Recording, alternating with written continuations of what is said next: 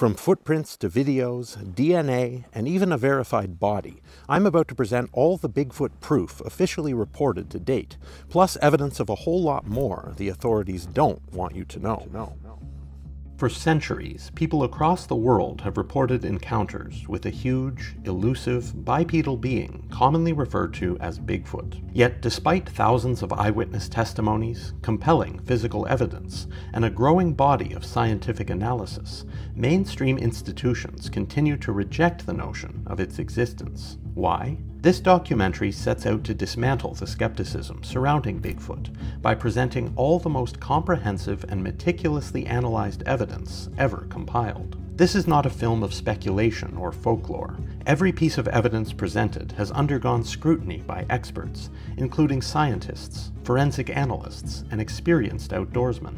From historical records and indigenous oral traditions to modern sightings by police officers, military personnel, and park rangers, the consistency of reports spanning centuries is impossible to ignore. Footprints exhibiting anatomical precision beyond human hoaxing capabilities, hair samples and unidentified bodies that defy classification, and video footage that withstands extensive analysis.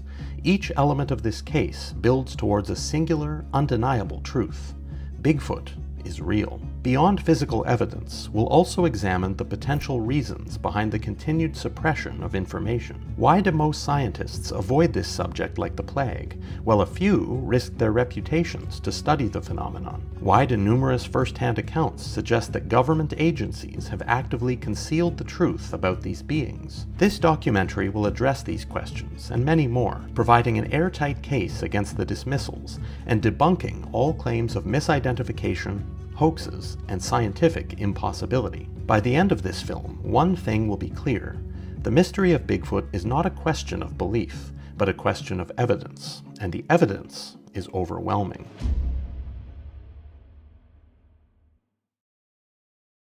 Section 1. Historical and Indigenous Accounts of Sasquatch in North America. The legend of Sasquatch is not a modern fabrication, nor is it limited to campfire stories or hoaxes. For centuries, indigenous tribes across North America have passed down accounts of large, hairy, human-like beings that roam the forests, mountains, and remote wilderness. Unlike modern pop culture depictions, these accounts are deeply embedded in native traditions, often portraying Sasquatch as a real and recognized presence in their lands. Many indigenous tribes across Canada and the United States have names for this creature, treating it as a real and sometimes spiritual being. Next, we'll discuss some of the most well-documented indigenous references to Sasquatch. The St'alis people and Sask'ets. The term Sasquatch itself originates from the St'alis people of British Columbia, Canada, who have long spoken of Sask'ets, a large, hairy, wild man of the woods. According to the St'alis, Sask'ets is not only real, but an integral part of their culture. In 1929, ethnologist J.W. Burns wrote extensively about the St'alis belief in Sask'ets, coining the anglicized term Sasquatch. He recounted the words of a St'alis elder, quote, "The Sasquatch are as real as you and me. They live in the mountains and come down sometimes to visit our people. They are shy but powerful." Chief Les George of the St'alis also affirmed the long-standing tradition of Sasquatch within their culture, stating in a 2009 interview, quote, "The Sasquatch has always been here, long before the white man came. We know where they live and we respect their land. They are another tribe, another people." The St'alis people firmly believe Sasquatch is a flesh and blood being, not a myth. The Lummi people and Semekwes. The Lummi people of Washington state have oral traditions about Semekwes, a tall, hairy being that lives in the forests and mountains. The Lummi describe it as nocturnal, elusive, and incredibly powerful. In the 1920s, anthropologist Marion Smith recorded a Lummi elder's account, quote, "Our people know of Semekwes. He is the watcher of the woods. He can disappear when he wants to. He is not to be hunted or angered." These descriptions align with modern-day reports of Sasquatch's elusive nature and possible intelligence. The Kwakwaka'wakw and Bakwas. The Kwakwaka'wakw people of British Columbia speak of Bakwas, the wild man of the woods. Bakwas is often depicted as a spirit being, but some accounts describe a physical, flesh-and-blood entity. Franz Boas, a pioneering anthropologist, recorded a Kwakwaka'wakw elder's statement in the early 1900s, quote, "Bakwas lives deep in the forest where the white man does not go. He walks like us, but is taller, covered in hair, and stronger than any man." Some versions of the Bakwas legend describe it as a shapeshifter, but many accounts suggest a biological creature resembling modern descriptions of Sasquatch. The Salish and Skookum. The Salish tribes of the Pacific Northwest refer to Sasquatch-like beings as Skookum. The term originally meant strong or powerful, but it became associated with hairy giants known to inhabit the Cascade Mountains. In 1855, settler James Tilton documented encounters with Skookum in Washington Territory, stating, quote, "The local Indians speak of great, hairy men in the mountains.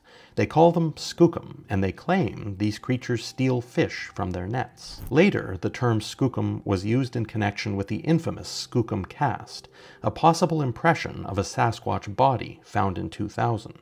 Early settler and Canadian accounts. European settlers in North America also recorded encounters with Sasquatch-like beings, often corroborating Indigenous reports. David Thompson's footprint discovery, 1811. One of the earliest documented accounts comes from famed Canadian explorer David Thompson. In 1811, while traveling through the Rockies near Jasper, Alberta, he recorded the discovery of enormous, human-like footprints in the snow. Thompson wrote in his journal, quote, "The track was 14 inches long and distinctly marked in the snow. It was not that of a bear, nor any animal known to us." Modern researchers believe this may have been one of the first non-Indigenous reports of Sasquatch footprints. Prospector Albert Ostman's abduction, 1924. Canadian prospector Albert Ostman claimed that while camping in British Columbia, he was kidnapped by a family of Sasquatches and held captive for 6 days before escaping. Ostman described the creatures in detail, including their physical features, behavior, and even their diet. Ostman swore to the authenticity of his story, stating in a 1957 interview, quote, "I was awakened by something picking me up. I was half asleep, and at first I did not remember where I was. As I began to get my wits together, I remembered I was on this prospecting trip and in my sleeping bag. I could feel myself rise for each step. What was carrying me was breathing hard and sometimes gave a slight cough.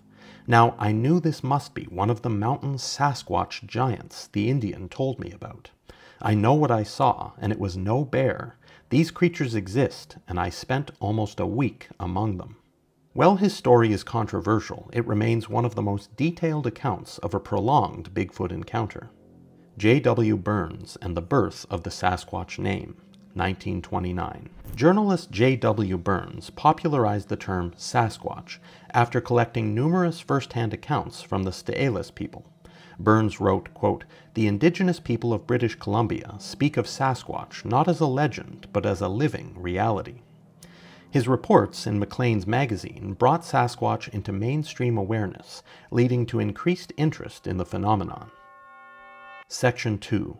Modern-day eyewitness accounts. Police, military, and scientists speak out. For decades, skeptics have dismissed Sasquatch sightings as hoaxes, misidentifications, or the product of overactive imaginations. However, with over 80,000 reported sightings in North America alone, doubt becomes considerably harder to maintain. Among these witnesses are many highly credible individuals. When trained professionals, law enforcement officers, military personnel, and respected scientists report encounters with massive, unknown bipedal creatures, it raises serious questions. These individuals have everything to lose and nothing to gain by coming forward, yet they do so because what they saw was undeniable. Officer Dennis Hereford, Oregon, 1970s.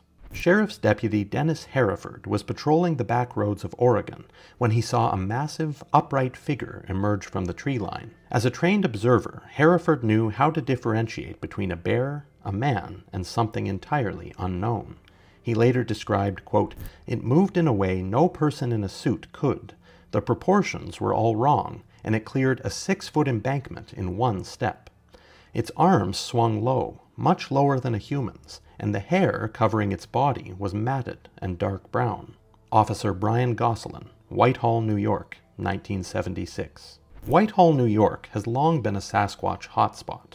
In August 1976, Officer Brian Gosselin had a direct encounter with a massive bipedal creature on a bare road. While on duty, he illuminated the creature with his patrol car's spotlight and described it as standing over 7 feet tall, covered in dark hair, with a muscular build and an ape-like face. Despite drawing his weapon, Gosselin did not shoot. He later stated, quote, "I had my pistol pointed directly at it, but I did not shoot. It just stood there, looking at me, and I was looking at it. I don't know what it was, but it wasn't a human being, and it wasn't a known animal." Gosselin later detailed the incident in his book, A Bare Road: The True Story, cementing Whitehall's reputation as one of the most credible Sasquatch sighting locations in North America. Vietnam War, The Rock Apes, 1970s. During the Vietnam War, U.S. Marines reported encounters with what they called rock apes, powerful bipeds that threw rocks at them from the jungle. No known great apes exist in Vietnam's jungles, yet these creatures seem to be territorial, defending their habitat. Corporal Steve Hansen vividly recalled, quote, "We were on patrol when the trees around us erupted with movement. Suddenly, these hairy creatures appeared, standing on 2 legs and making these loud, almost human-like whoops. They hurled rocks at us with force, like they were trying to drive us away. We fired warning shots, but they didn't scatter like animals would. They stood their ground, watching us until we left." Military reports referred to these beings as unidentified jungle bipeds, an official-sounding way of acknowledging something that wasn't supposed to exist. U.S. Army training exercise in the Sierra Nevadas, 1980s. A group of U.S. Army soldiers encountered an unidentified bipedal creature during a night training exercise in the remote Sierra Nevada mountains. Initially, they believed it was a bear, but they soon realized it was walking upright. Sergeant Michael Andrews later recounted, quote, "We were doing a routine patrol through the woods when we heard something huge moving nearby. At first, we assumed it was a bear, but then it stood up on 2 legs. It was at least 9 feet tall, covered in dark fur, and its eyes had an eerie yellowish glow when we shined our lights. We froze, weapons ready, but it didn't attack. It just stood there, watching us, before turning and walking into the night." Several soldiers later reported hearing deep, guttural vocalizations,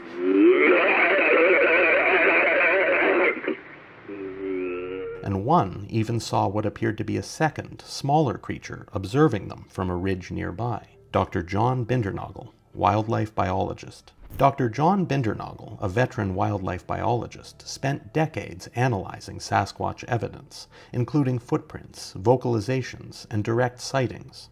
His conclusion? Bigfoot is a real, undocumented species. Bindernagel recounted a personal sighting of his own, quote, "It was 2007, and I had been invited to spend a week on some land in Kentucky known for Sasquatch activity. Around the middle of the week, I saw an upright figure standing in a fence row, gently rocking from side to side. It was fairly obscured by vegetation, but I could see a shoulder and what appeared to be a head. It eventually got spooked by our presence and retreated into the forest, but as it walked, its large arm came into view, swinging backwards." Section 3. Bigfoot-like creatures beyond North America. Sasquatch is not just a North American phenomenon. Throughout history, nearly every culture has documented encounters with large, hair-covered, bipedal creatures in their forests, mountains, and remote wilderness. Known by different names and described with slight variations, these beings appear to be part of a global mystery, one that suggests an undiscovered species may be living among us. In this section, we'll examine the most well-documented Bigfoot-like creatures from around the world, including the Yeti of the Himalayas, the Yowie of Australia, the Yeren of China, and the Almas of Central Asia. Each has a rich history of sightings, indigenous knowledge, and even scientific scrutiny that challenges the mainstream dismissal of their existence. The Yeti of the Himalayas. Known as the Abominable Snowman, the Yeti is a massive, bipedal, ape-like creature said to inhabit the high-altitude regions of the Himalayas, primarily in Nepal, Bhutan, and Tibet. Unlike Sasquatch, which is often described with dark fur, the Yeti is typically said to have white or grayish hair, helping it blend into its snowy environment. Historical and eyewitness accounts. The first known Western reference to the Yeti came in 1832, when British explorer B.H. Hodgson reported seeing a tall, dark figure moving through the mountains of Nepal. His local guides informed him that the being was a Yeti, a creature well known to the native Sherpa people. In 1921, Lieutenant Colonel Charles Howard Bury led a British expedition to Mount Everest and documented large, human-like footprints in the snow at 22,000 feet. His Sherpa guides once again identified them as belonging to a Yeti. One of the most famous accounts comes from Sir Edmund Hillary and Tenzing Norgay, the first men to reach the summit of Everest in 1953. They both reported seeing large tracks in the snow, too big and too distinct to be from any known animal. Norgay, a Sherpa himself, stated, quote, "The Yeti is not a myth to my people. It is as real as any other creature in these mountains." Scientific evidence. In 1959, explorer Tom Slick funded expeditions to Nepal in search of the Yeti. His team collected alleged Yeti hair samples, which some researchers suggested were from an unknown primate. More recently, a 2013 DNA study led by Oxford geneticist Brian Sykes examined supposed Yeti hair samples and found that some matched the DNA of an ancient polar bear species, while others remained unidentified. While some of the evidence has been attributed to known animals, many researchers argue that the sheer number of reports, combined with the indigenous knowledge of the Yeti, indicates the existence of an undiscovered species. The Yowie, Australia's ape man. In Australia, the indigenous Aboriginal people have spoken of the Yowie for thousands of years. The Yowie is said to be a tall, powerful bipedal hominid covered in hair, living in the dense forests and remote areas of Australia. Descriptions range from 6 to 12 feet tall, with long arms, large feet, and sometimes glowing red eyes. Eyewitness accounts. In 1876, Australian newspaper The Empire published a report of a man named Mr. Sharp encountering a creature near Braidwood, New South Wales. Quote, "It was unlike any animal I had ever seen, large, hairy, and walking upright. It let out a deep growl and moved with unnatural speed." In 1971, a respected Australian witness, Rex Gilroy, reported an encounter near Springbrook National Park. He later collected over 3,000 eyewitness reports and documented numerous alleged Yowie footprints. More recently, in 2006, a truck driver named Steve Piper filmed what he believed to be a Yowie in the Brindabella Ranges. The video, though blurry, appears to show a large bipedal creature moving through the trees. Scientific analysis. Some researchers suggest the Yowie could be a descendant of Gigantopithecus, a massive prehistoric ape thought to have lived in Asia. If Gigantopithecus had survived and migrated south, it could explain the Yowie phenomenon. Others propose it could be an unknown species of primate, adapted to the Australian outback, the Yeren, China's wild man. China's version of Bigfoot is known as the Yeren, or wild man, and is said to inhabit the remote forests of the Shennongjia region in Hubei province. Descriptions match Sasquatch closely, large, bipedal, and covered in reddish-brown hair. Eyewitness accounts. Reports of the Yeren date back thousands of years in Chinese folklore. Ancient texts describe hairy men living in the mountains. More recently, in 1940, Chinese biologist Wang Zilin documented an encounter with a creature he described as, quote, "a giant ape that walked like a man." In 1976, a group of Chinese researchers led an expedition into Shennongjia and gathered multiple first-hand reports from locals. One farmer claimed, quote, "I saw it up close. It stood over 8 feet tall and had long, red hair. Its face was not like a monkey, but more human." Scientific analysis. The Chinese Academy of Sciences has conducted multiple studies into the Yeren, even offering a reward for verified evidence. While some evidence has been inconclusive, researchers have found footprints and hair samples that remain unidentified. The Almas, the relic hominid of Central Asia. The Almas is a legendary wild man said to inhabit the remote mountains of Mongolia and the Caucasus. Unlike other Bigfoot-like creatures, the Almas is often described as smaller, around 5 to 6 feet tall, with a more human-like face. Some researchers speculate that the Almas could be a surviving population of Neanderthals or another extinct hominid. Eyewitness accounts. The earliest written accounts of the Almas date back to the 15th century, when Bavarian ambassador Hans Schildberger documented their existence in Mongolia. He wrote, quote, "These wild men are covered in hair, but their faces are human. The locals avoid them, for they are neither man nor beast." In the 19th century, Russian explorer Nikolai Przewalski documented Almas sightings while traveling through the Caucasus Mountains. Also in the 19th century, a wild woman named Zana was reportedly captured in the Caucasus region and later studied by researchers.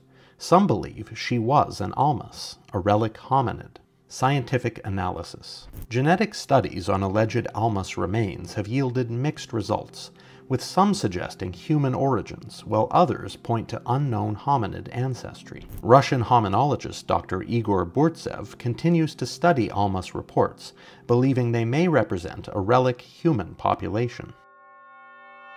Section 4. Bigfoot Footprints. Compelling forensic evidence. Forensic evidence is one of the strongest tools in proving an unknown species' existence, and in the case of Bigfoot, footprints provide some of the most compelling, irrefutable evidence. Unlike blurry photographs or anecdotal eyewitness testimony, footprints can be measured, analyzed, and compared using scientific methods. Many of these tracks exhibit anatomical features that are impossible to hoax, showing characteristics that indicate a biological origin. In this section, we'll examine some of the most well-documented and scientifically analyzed Bigfoot footprints, including the famous Bluff Creek tracks, the Cripplefoot tracks, the Blue Mountain tracks, and even documented Yowie footprints from Australia. Expert analysis from anthropologists, biologists, and forensic specialists further solidifies the legitimacy of these discoveries. The Bluff Creek tracks, 1958 and 1967. The foundation of Bigfoot research. Discovery and significance. The Bluff Creek tracks are among the most famous sets of Bigfoot footprints ever recorded. They were first discovered in 1958 at a logging site in Northern California by workers including Gerald Crew, who made plaster casts of the massive, human-like tracks. These prints were later featured in newspapers, popularizing the term Bigfoot. In 1967, Roger Patterson and Bob Gimlin filmed what is now the most famous Bigfoot footage ever at Bluff Creek, and the tracks left behind by the creature in the film were also cast. These prints displayed clear dermal ridges, skin patterns similar to fingerprints, which experts say are nearly impossible to fake. Expert analysis. Dr. Grover Krantz, a respected anthropologist, studied the Bluff Creek tracks extensively and noted, quote, "The step length, the depth of the impressions, and the clear indications of foot flexibility rule out the possibility of a hoax." Dr. Jeffrey Meldrum, an Idaho State University anthropologist and biomechanics expert, also analyzed the tracks and stated, quote, "The mid-tarsal break visible in these prints is a feature seen in non-human primates, yet absent in human footprints. This suggests a distinct, unidentified primate." These tracks remain some of the most well-documented and analyzed Bigfoot footprints in history. The Cripplefoot tracks. Bossburg, Washington, 1969. Discovery and significance. In December 1969, a set of over 1,000 footprints were discovered in the snow near Bossburg, Washington. Among them, some of the most intriguing tracks ever recorded, known as the Cripplefoot tracks, were found by Ivan Marks and later extensively studied by anthropologist Dr. Grover Krantz. What made these footprints extraordinary was that one foot appeared to have a deformity, likely due to a severe injury or congenital defect. This print showed anatomical accuracy beyond any known hoax and indicated a being with a damaged or malformed foot. The level of detail was staggering, showing signs of weight distribution, flexion, and an asymmetrical gait. Expert analysis. Dr. Krantz, who spent years analyzing these prints, concluded, quote, "The Cripplefoot tracks alone should have been enough to convince the world. The details in the deformation, bone structure, pressure points, and anatomical irregularities are beyond any hoaxer's ability to replicate. The Cripplefoot tracks remain one of the most compelling sets of Bigfoot footprints ever found. The Blue Mountain Tracks, 1990s, Washington and Oregon. Discovery and significance.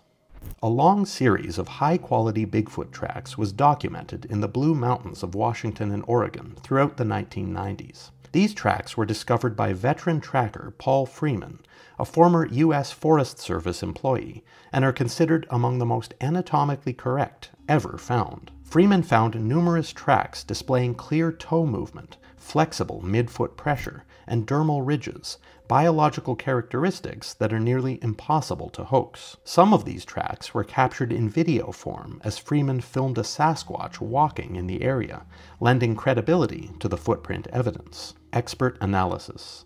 Dr. Jeffrey Meldrum, who examined these prints firsthand, stated, quote, "The Freeman tracks exhibit characteristics that align perfectly with primate foot anatomy, including evidence of a mid-tarsal break and pressure points that would be impossible for a hoaxer to replicate with a wooden cutout." Dr. Krantz added, quote, "No known animal leaves footprints like these. The flexion points, the step length, and the consistency over time indicate a living primate species." Yowie tracks, Australia. Discovery and significance. Australia has a history of its own Bigfoot evidence, as we've already discussed. Yowie tracks have been discovered in multiple locations, including the Blue Mountains and Queensland's remote wilderness. One of the most famous Yowie track discoveries occurred in Springbrook National Park in 1971, when researcher Rex Gilroy documented and cast massive, human-like footprints. These tracks showed clear foot morphology, including a pronounced arch and long toes. Expert analysis. Gilroy stated, quote, "The Yowie footprints we've cast over the years are identical in structure to Bigfoot prints from North America, reinforcing the idea that these creatures are a worldwide phenomenon."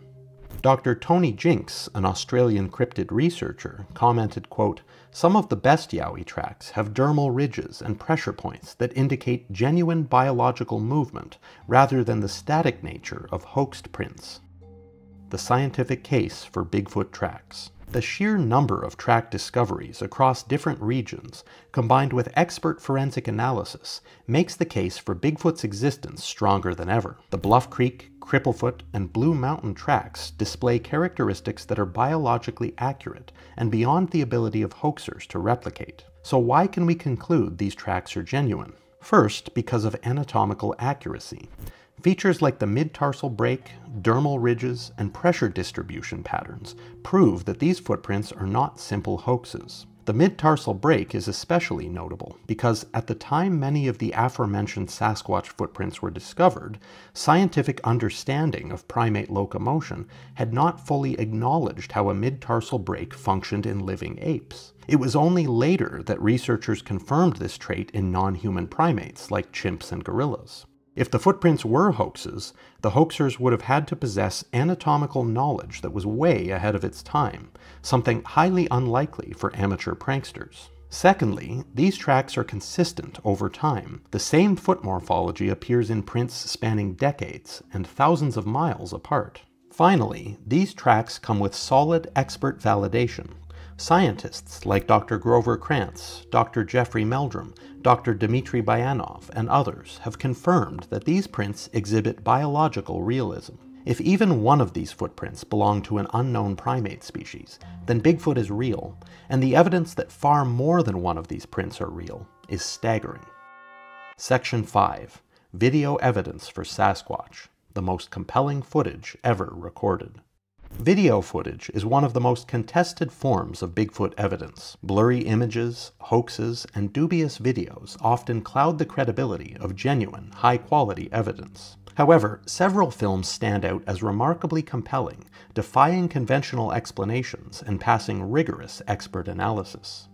Among these, the Patterson-Gimlin film remains the gold standard, unmatched in its anatomical precision and biomechanical realism. Additionally, Paul Freeman's footage, when examined alongside the casted tracks he documented, provides further strong evidence. Other notable pieces of video have also undergone serious scrutiny, adding to the ever-growing body of proof that Sasquatch is real. This section will analyze the most authentic Sasquatch footage in history, systematically debunking skeptical claims and demonstrating why these films should be taken seriously. The Patterson-Gimlin film, 1967, the gold standard of Sasquatch footage. On October 20th, 1967, in Bluff Creek, California, Roger Patterson and Bob Gimlin filmed what is now the most famous piece of Sasquatch evidence in history. The film, showing a large female Sasquatch walking away from the camera, has been the subject of extensive scientific scrutiny and remains unexplained to this day. Why the Patterson-Gimlin film is authentic. Anatomical realism. The creature, dubbed Paddy, exhibits muscle movement, foot flexion, and proportions that do not match a human in a suit. Dr. Jeffrey Meldrum states, quote, "The Patterson-Gimlin film shows compliant gait, distinctive foot movements that would be extremely difficult for a human to replicate in a costume. The film also reveals a functional mid-tarsal break, a feature found in primates but absent in human footprints." Anatomical specialist and Soviet Union biomechanics expert Dr. Dmitry Donskoy concluded, quote, "The musculature is too defined and the walk is non-human. The motion is consistent with a large primate, but not with a human wearing a costume." The suit claims are easily disproven. Over the years, individuals such as Bob Hieronymus and costume maker Philip Morris have claimed that the footage was a hoax involving a suit. However, these claims collapse under scrutiny. Hieronymus claims he was the guy wearing the suit in the film, yet he never provided the suit and gave several inconsistent descriptions of its design.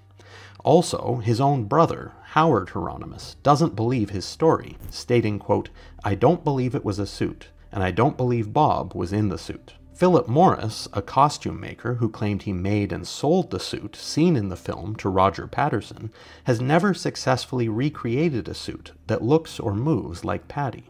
His attempted recreation of what he claims was his own work is laughable, lacking any of the muscle definition and detailed features seen in the film. Bill Munns, a Hollywood special effects expert and film analyst, spent years studying the Patterson-Gimlin film and concluded, quote, "No known costume from 1967 could produce the natural musculature, joint articulation, and foot flexion seen in the Patterson-Gimlin film. The idea that it's a suit is scientifically and technically absurd." The footprints match previous discoveries. The footprints cast at the film site match other Sasquatch tracks found decades before and after. Dr. Grover Krantz analyzed these tracks and confirmed their consistency with known Bigfoot footprints, ruling out hoaxing. The Patterson-Gimlin film remains the strongest single piece of video evidence for Sasquatch, standing undefeated despite decades of scrutiny. While some say Patterson and Gimlin admitted the film was a hoax, in reality they both maintained its authenticity. Patterson until his death in 1972, and Gimlin up to this day, nearly 6 decades later, despite being offered $1 million to recant. The Freeman footage, 1994. Video and track casts confirm authenticity. On August 20th, 1994, former U.S. Forest Service employee Paul Freeman captured video footage of a Sasquatch in the Blue Mountains of Washington. Freeman was already known for discovering a long trackway of Bigfoot prints that exhibited clear dermal ridges and anatomical accuracy. His footage provides compelling visual evidence that correlates with the tracks he previously documented. Why the Freeman footage is authentic. Matching track casts and video evidence. Freeman discovered multiple trackways in the Blue Mountains where he captured his footage, many of which were analyzed by Dr. Jeff Meldrum and Dr. Grover Krantz. Both scientists noted the prints had dermal ridges and correct flexion, elements impossible to hoax convincingly. Dr. Meldrum noted, quote, "The Freeman tracks exhibit a highly detailed and consistent anatomical structure. The footprints alone would be compelling evidence, but combined with the video, it strongly suggests the presence of an unknown primate." Movement analysis. Unlike a human, the creature in Freeman's footage walks with a compliant gait similar to the Patterson-Gimlin film. It also briefly turns to look back at Freeman, another motion similar to Patty in the Patterson film. Government connections. Freeman's credibility was boosted by his career as a U.S. Forest Service employee, and he was well respected by local law enforcement. The Freeman footage and track casts together provide an extremely compelling case for the existence of Sasquatch. Other compelling Sasquatch footage. Provo Canyon footage, 2012. Filmed by two hikers in Provo Canyon, Utah, this footage captures a large, hunched figure squatting in the woods. As the hikers attempt to get a better view, the creature suddenly stands up, revealing an immense size and broad shoulders, before the camera shakes as they flee in fear. Experts note the proportions and behavior are inconsistent with a bear or human. The fluid motion and sheer bulk suggest something beyond normal wildlife. Dr. Jeffrey Meldrum reviewed the footage and commented, quote, "The proportional limb length, upper body bulk, and the apparent lack of visible clothing or seams make this an interesting and potentially credible piece of footage." Port Renfrew footage, 2013.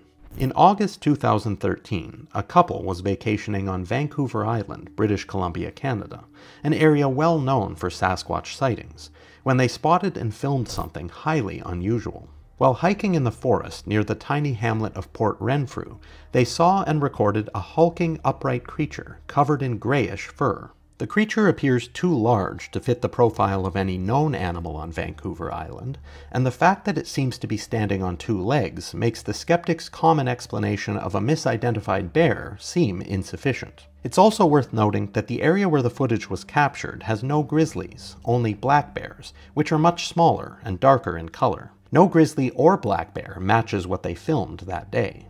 The case for video evidence. So to recap, the Bigfoot films mentioned show anatomically correct movement, are supported by footprint evidence, and experts in biomechanics, anthropology, and forensic analysis confirm their legitimacy. Despite decades of skeptical attempts to debunk these films, no one has produced a credible explanation that accounts for all the biological and biomechanical details seen in the footage. The Patterson-Gimlin film remains the strongest video evidence of Sasquatch, with supporting films like the Freeman footage adding further validation. Section 6. Bigfoot vocalizations. Undeniable audio evidence. For many years, mysterious vocalizations have echoed from the deep forests of North America. Howls, whoops, growls, and chatter that defy explanation. Unlike footprints, which can be dismissed as hoaxes, or video footage, which skeptics claim can be faked, audio recordings provide a unique form of evidence that can be scientifically analyzed and compared to known animal vocalizations. Several famous Bigfoot recordings have been extensively studied by linguists, bioacoustics experts, and wildlife specialists, many of whom conclude that these sounds are not made by any known species. This section examines the most compelling Bigfoot audio evidence, including the Sierra sounds, the Ohio howl, and other well-documented vocalizations that continue to baffle experts. The Sierra sounds, 1970s. Language in the woods. In the early 1970s, Ron Moorhead and Al Berry, two experienced outdoorsmen, recorded a series of bizarre vocalizations in the remote Sierra Nevada mountains of California. These clear, complex, and powerful sounds became known as the Sierra sounds and remain the most famous Bigfoot audio recordings ever captured. The recordings include deep guttural growls, high-pitched screams and howls, rapid-fire chatter that resembles language, wood knocks, and percussive sounds.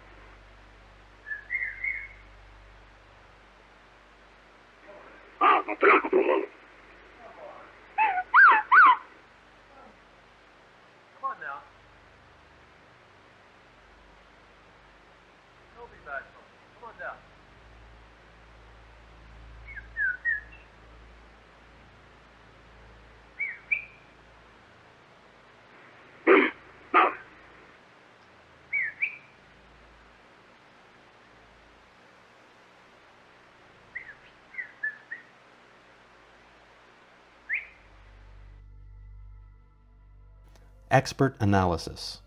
Scott Nelson, a retired U.S. Navy cryptolinguist, stated, quote, "The Sierra sounds contain what I can only describe as a form of language. The phonetic structures, inflection, and variation in tone suggest communication, not random animal noises. Whatever is making these sounds has cognitive abilities beyond any known North American mammal." Dr. Kirby Poo, a respected wildlife biologist, shared, quote, "No known North American animal produces a vocal range this wide. The mix of low-frequency growls and high-pitched calls is unlike anything in the wild." Many who have studied these recordings believe they represent a previously undocumented primate with a capacity for complex communication. The Ohio Howl, 1994. A long-distance call from the unknown. Recorded in 1994 in Columbiana County, Ohio by Matt Moneymaker, founder of the Bigfoot Field Research Organization, the Ohio Howl is one of the clearest and longest recorded Bigfoot vocalizations. The sound is a long, siren-like howl lasting several seconds. It's deeper than a wolf, but higher than a typical primate. It's unusually powerful, indicating significant lung capacity.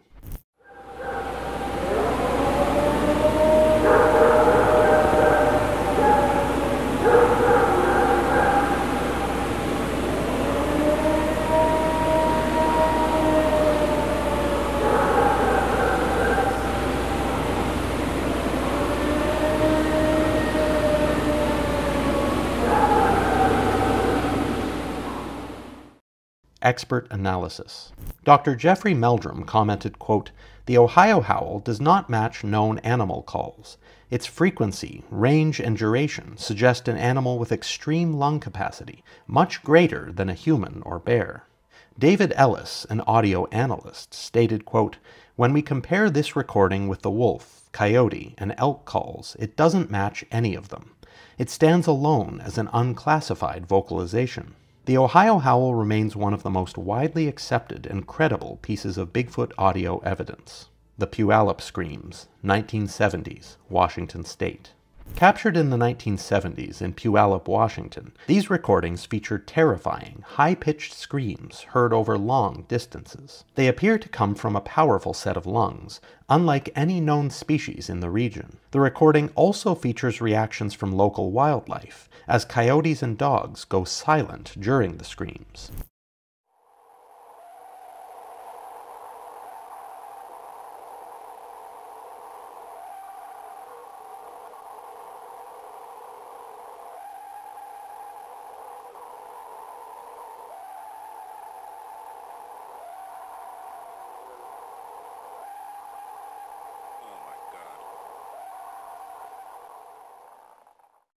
Expert analysis.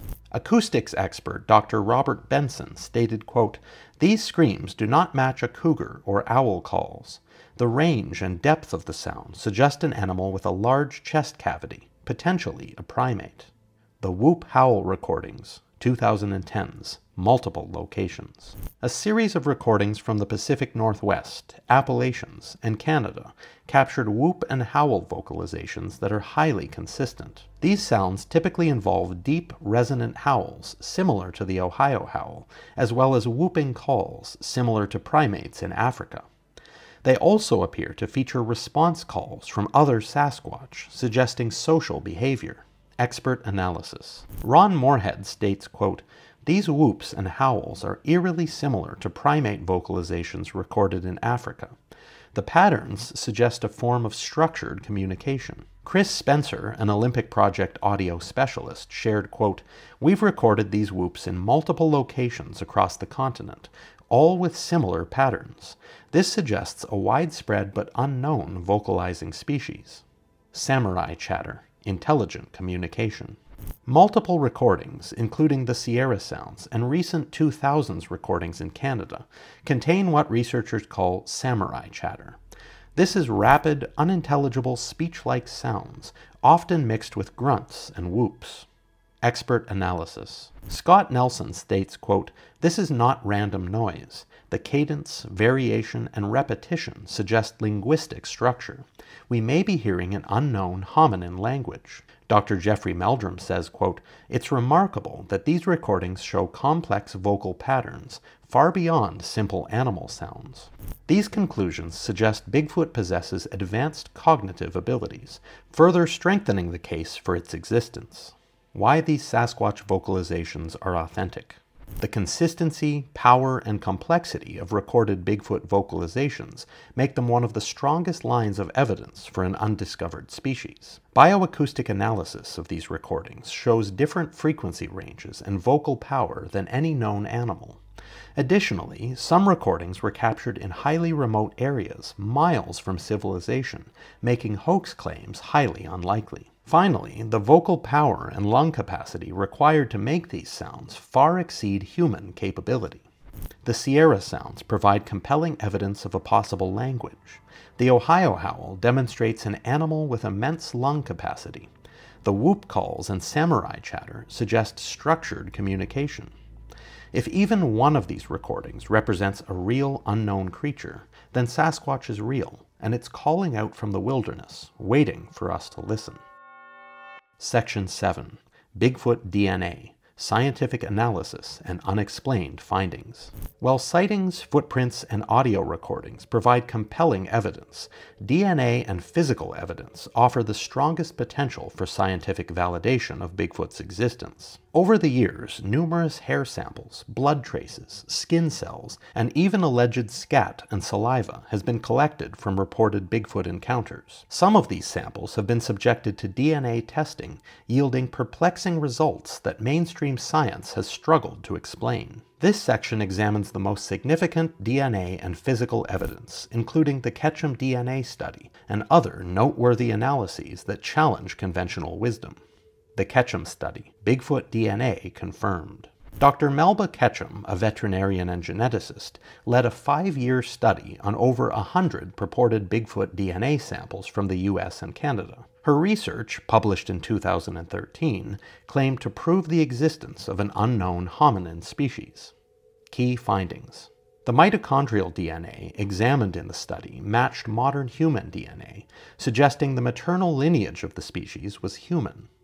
The nuclear DNA, on the other hand, showed non-human sequences, not matching any known primate, human, or animal on record. The study's conclusion is essentially the suggestion of a new species, possibly a hybrid between humans and an unknown hominin. Expert analysis and controversy. Dr. Ketchum defended her study, stating, quote, "The DNA proves the existence of a hominin species that is not human, yet not fully non-human. These creatures have remained hidden for centuries, possibly due to their intelligence and adaptation." Critics dismissed the study, claiming issues with peer review, yet independent labs confirmed the unknown DNA sequences. Oxford geneticist Dr. Brian Sykes later tested different Sasquatch samples and found one to be a prehistoric polar bear, but others remained unidentified. Hominologist Dr. Igor Burtsev spoke in support of the study, stating, quote, "The protocols described in the study demonstrate a high level of care consistent with forensic DNA analysis standards. The results deserve serious consideration, not dismissal based on speculative contamination claims." Despite controversy, the Ketchum study remains one of the most significant DNA analyses ever conducted on Bigfoot samples, and no one has disproven the presence of the unknown genetic material found in the study. 1960s to 1993, unidentified hair samples from Bluff Creek, Idaho, and California. Several hair samples collected over multiple decades in different regions of the western United States have undergone microscopic analysis, revealing characteristics inconsistent with known North American mammals. Bluff Creek hair sample, 1960s, London Zoo analysis. Hairs obtained from the Bluff Creek area, a well-known Sasquatch sighting hotspot and the site of the famous Patterson-Gimlin film, were submitted by zoologist Dr. Ivan Sanderson to Dr. F. Martin Duncan, head of the extensive hair collection at the London Zoo. Dr. Duncan determined that the hairs could not be matched to any known North American mammal. He suggested that, based on shared characteristics with known primate species, they could belong to an unknown large primate. Idaho hair sample, 1968, Ray Pinker analysis. A separate hair sample collected in central Idaho in 1968 was examined by Ray Pinker, an instructor of police science at California State College in Los Angeles. His analysis found that the hair did not match any known animal in his collection. The hairs exhibited a human-like scale pattern and lacked a continuous medullary core, a feature common in both human and non-human primates. They also contained both coarse guard hairs and fine underhairs, a characteristic unusual for known primates. Pinker noted that while the sample was suggestive of an unknown primate species, he could not confirm it as Sasquatch without a reference sample from a verified Sasquatch specimen. Damnation Creek hair sample, 1993, Dr. Sterling Bennell analysis. A hair sample collected in Northern California in 1993 was analyzed by Dr. Sterling Bennell, MD, a member of the California Academy of Sciences. Using light microscopy, Dr. Bennell compared it with human, chimpanzee, gorilla, orangutan, and Pygathrix monkey hair. He concluded, quote, "It is clearly related to the human chimpanzee gorilla group, but it is distinguishable from each of these. On the basis of surface and internal structure, it seems more like gorilla hair than human or chimp." He noted that the hair lacked a visible medullary structure and had extremely fine, diffuse pigmentation, differing from known ape and human samples. Consistent characteristics across samples. In discussions with Dr. Henner Fahrenbach, forensics experts noted a pattern. Multiple indeterminate hair samples collected across different locations exhibited notably uniform characteristics. These characteristics were not consistent with any known North American mammal, but aligned with primate features, suggesting a single, uncatalogued species as their source. Section 8. Bigfoot Bodies. Ultimate Physical Evidence. Skeptics have long dismissed Bigfoot as nothing more than folklore, arguing that no body has ever been produced. However, history tells a different story. There have been multiple cases of alleged Bigfoot bodies, some studied by credentialed scientists, only to vanish or be dismissed under questionable circumstances. This section examines the strongest cases, starting with the Minnesota Iceman, which was examined by two highly respected scientists who believed it was a real, unknown hominin. The Minnesota Iceman, a biological entity covered up. In the late 1960s, a traveling sideshow displayed a frozen, hairy hominid encased in ice. Dubbed the Minnesota Iceman, this specimen was first revealed to the public by showman Frank Hansen, who later admitted he was not the true owner. The origins of the body remain unknown, though Hansen claimed it had been discovered in the wild. Scientific examination.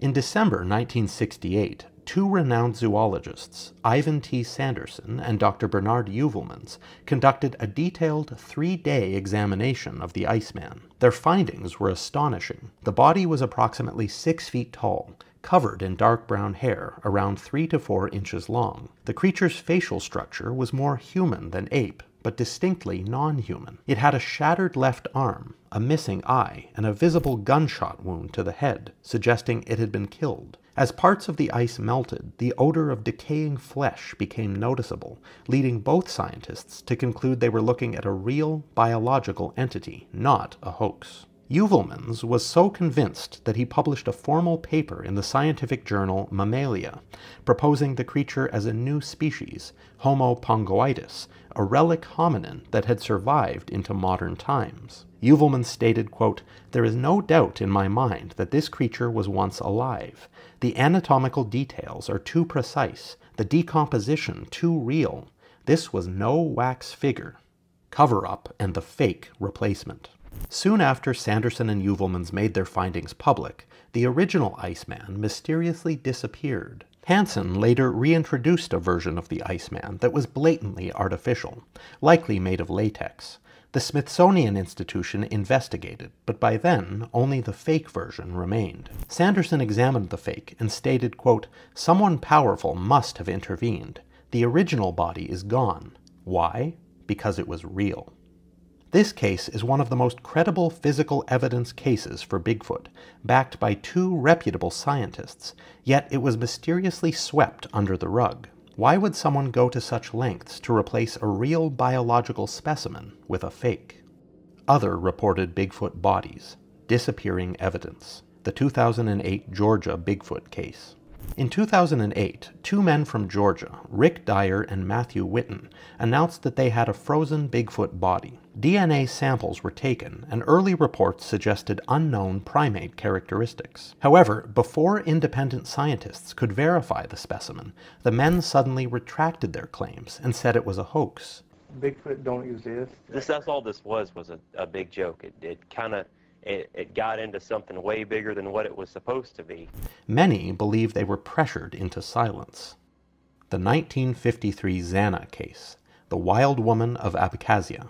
A case from Russia provides another compelling biological link. Zana, a supposed wild woman captured in the 19th century, was studied posthumously. DNA analysis suggests she was a modern human, but this is strongly contradicted by numerous eyewitness testimonies from the time, which describe her as extremely tall, covered in thick body hair, exceptionally strong, and able to outrun horses. Witness accounts claim she could wade across rivers during floods, crush whole nuts in her hands, and endure extreme weather without clothing. Obviously, these traits don't align with typical human physiology. Zana's descendants still live today. 1941 Bigfoot body in Canada. During World War II, a group of trappers allegedly discovered the corpse of a hairy humanoid frozen in ice in British Columbia. Royal Canadian Mounted Police reportedly took the body, and it was never seen again. Was this another case of buried evidence? Why haven't more Bigfoot bodies been found? One of the most common arguments against Bigfoot's existence is the lack of recovered bodies. However, several key factors explain why a creature like Sasquatch could remain largely undetected in the wild. North America is vast and wild. North America alone contains an astonishing 2 billion acres of wilderness, much of which is rarely, if ever, explored by humans. The sheer scale of this untamed land means that large, intelligent creatures could easily evade detection. Consider the following. The boreal forests of Canada alone stretch across 1.5 billion acres, with vast regions uninhabited and difficult to access. Alaska is over 365 million acres, with entire mountain ranges and deep forests barely touched by humans. The Pacific Northwest is covered in remote forests, including the Olympic Peninsula, where even experienced hikers go missing regularly without a trace. A study by the U.S. Geological Survey estimated that humans regularly explore only about 5 to 7% of North American wilderness, meaning that over 90% of the landmass remains largely unseen by human eyes. If a population of intelligent hominins existed in such terrain, they could easily avoid detection, and suggesting anything else is sheer arrogance. Most animals that die in the wild are never found. Finding a large animal carcass in the wild is extremely rare. Even known species like bears, cougars, and moose, which die by the thousands each year, are almost never discovered. Why? Nature is efficient at recycling organic matter. Scavengers like wolves, coyotes, wolverines, and birds like ravens quickly strip a corpse down to the bone. Microorganisms and insects break down remains within weeks. Acidic forest soils and heavy rains accelerate decomposition, making bones disappear faster than many realize. Even in well-studied ecosystems like Yellowstone National Park, finding the remains of large predators like grizzly bears is exceedingly rare, even when they're radio-collared and tracked. Bigfoot may bury their dead. If Bigfoot is an intelligent hominin, rather than just an undiscovered primate, it may have cultural burial practices, much like early human ancestors. Burial would dramatically reduce the likelihood of remains being found. Several known species are documented burying their dead, including chimpanzees, gorillas, elephants, badgers, crows, ravens, and others. If Bigfoot has a similar level of intelligence to early hominins, or even large mammals like elephants, it's not unreasonable to suggest they may intentionally hide or bury their dead, further reducing the chances of a body being found. The real question: who is hiding evidence? The real issue is not that no evidence exists, it's that evidence disappears before it can be properly studied. From the Minnesota Iceman case to other reported Bigfoot bodies confiscated by authorities, there's a pattern of potential cover-ups going on. The vast wilderness, rapid decomposition, and possible burial behaviors all explain why no Bigfoot skeletons have been officially found. But when they are allegedly discovered, they seem to vanish, raising the question, is someone deliberately keeping this secret? Section 9. Suppressed Evidence. Testimonies and Theories on Bigfoot Concealment. The enigma of Bigfoot is not solely rooted in elusive sightings and ambiguous footprints. A significant facet involves allegations of deliberate suppression of evidence. Numerous individuals, including scientists, law enforcement officers, park rangers, and military personnel, have purportedly been instructed to remain silent about their encounters or findings related to Bigfoot. This section explores documented testimonies and examines theories suggesting governmental concealment of Bigfoot evidence. Testimonies of suppression. This isn't a vague conspiracy theory. The following statements come from respected professionals, law enforcement officers, park rangers, and wildlife biologists who have publicly shared their experiences of encountering Bigfoot evidence and being ordered to stay silent. Retired U.S. Forest Ranger Bob Garrett shared, quote, "I've encountered large footprints in remote areas multiple times in my career. When I tried to report it, my superiors told me to stop wasting time on fairy tales." Former Washington State Trooper James Beck states, quote, "I've seen what I believe to be Sasquatch crossing roads late at night. I filed a report once, but it was dismissed without investigation. They told me not to pursue it further." Retired Forest Service Ranger Charles E. Howard shared, quote, "We'd hear strange calls in the woods, sightings now and then, but we weren't supposed to acknowledge it. Orders came down to keep quiet. People wouldn't be ready to hear it." David Politis, a former law enforcement officer and current Bigfoot researcher, says, quote, "In all my years in law enforcement, I came across enough evidence to know Bigfoot was real. Yet I was told directly by superiors to leave it alone. Keep it quiet. These are things the public isn't supposed to know." Bill Lunsford, a retired park ranger, shares, quote, "Many of us had sightings or found tracks, but the official stance was silence. I got the message like everyone else. Bigfoot sightings aren't to be shared." Veteran wildlife biologist Dr. John Bindernagel states, quote, "The evidence for Sasquatch is there if you look, but there's an institutional resistance to acknowledging it. The idea challenges too many established narratives." When respected officials from multiple fields share eerily similar experiences of suppression, it raises serious questions. If Bigfoot is just a myth, why are so many professionals ordered to stay silent? Allegations of evidence concealment. Beyond personal testimonies, physical evidence of Bigfoot has allegedly been hidden, destroyed, or classified. Some key examples include the FBI's secret Bigfoot file, 1970s to 2019.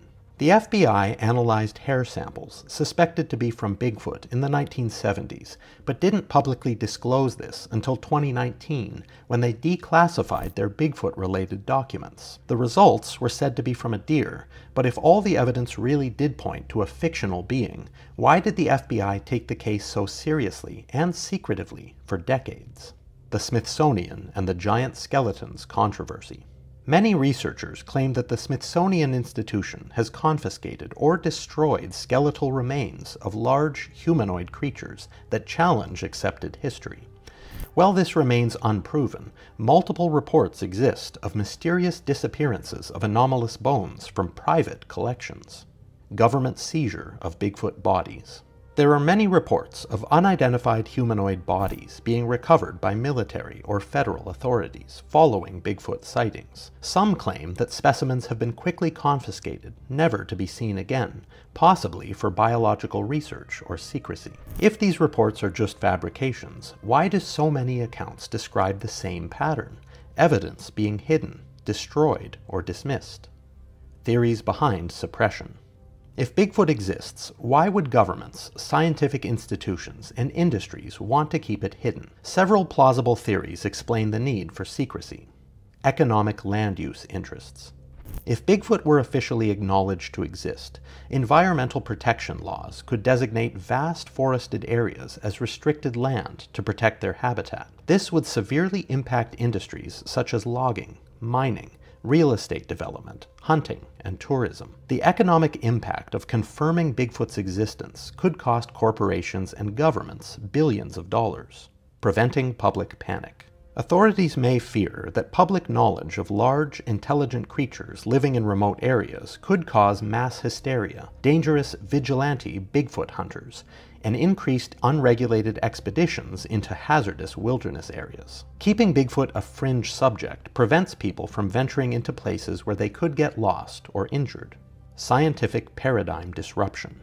Bigfoot being real challenges fundamental scientific principles about human evolution, anthropology, and biology. Did another intelligent hominin survive alongside humans? Could Bigfoot have genetic traits that science cannot explain? And why is there so much indigenous knowledge about these creatures? The scientific community resists acknowledging anything that threatens existing theories. National security concerns. Some theories suggest that military and intelligence agencies have studied Bigfoot for decades. Possible reasons include behavioral research. If Bigfoot exhibits advanced intelligence, what can we learn from them? Genetic studies. Do they possess unknown DNA sequences that could have medical applications? And tactical interest. If they can survive undetected in the wild, could the military apply their techniques for stealth operations? If the government has indeed classified Bigfoot-related research, it would certainly explain the ongoing suppression of evidence. The overwhelming amount of suppression testimonies, missing physical evidence, and unexplained secrecy suggests that Bigfoot is more than just a myth. If confirming Bigfoot's existence would lead to massive land use restrictions, disrupt scientific paradigms, or impact national security, then the suppression makes sense. Conclusion. The undeniable case for Bigfoot. Bigfoot believers are labeled as insane or liars by skeptics, but when you examine the full scope of evidence, a different picture emerges. From credible eyewitness accounts and forensic analysis of physical evidence to government suppression and missing bodies, the case for Bigfoot is far stronger than most people realize. The evidence stacks up. We've got eyewitness testimonies, thousands of detailed reports from hunters, park rangers, police officers, and scientists, many describing the same characteristics across different regions. There's physical evidence, verified footprints with dermal ridges, DNA samples with unknown primate sequences, and hair analyzed by experts that doesn't match any known species. Then there's suppressed discoveries, reports of Bigfoot bodies disappearing, unexplained government interest in Sasquatch evidence, and verified testimonies from officials ordered to stay silent. We also covered logical explanations for the lack of body, 2 billion acres of unexplored wilderness in North America alone, nature's rapid decomposition process ensuring that even large animals are rarely found after death, and the possibility that Bigfoot buries its dead, as seen in other intelligent species. If Bigfoot isn't real, why the secrecy? If Bigfoot were nothing more than a hoax, there would be no need for suppression, yet we see clear patterns of government interference, missing evidence, and institutional dismissal of credible research. The truth is out there if you're willing to see it. Bigfoot isn't just a legend, it's a reality that the authorities have worked hard to suppress. The question is no longer if Bigfoot exists, it's why are they hiding it from us? Well, there you have it. An absolutely staggering amount of evidence, which, when taken as a whole, constitutes very strong proof beyond any reasonable doubt that these beings are real and walk the earth among us. If you enjoyed this video, please give it a like, share it with your family and friends, and subscribe to Cabin in the Woods. Those things really do help me out a whole lot to continue producing this content for you.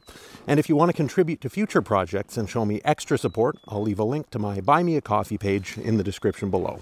Thanks so much for watching. Holy shit. Where is it? Oh, come on, where? It's right there. I don't have my glasses on. Look at that. Holy. That's what's making the noise. Holy. Oh, shit. Oh, crap, I lost it.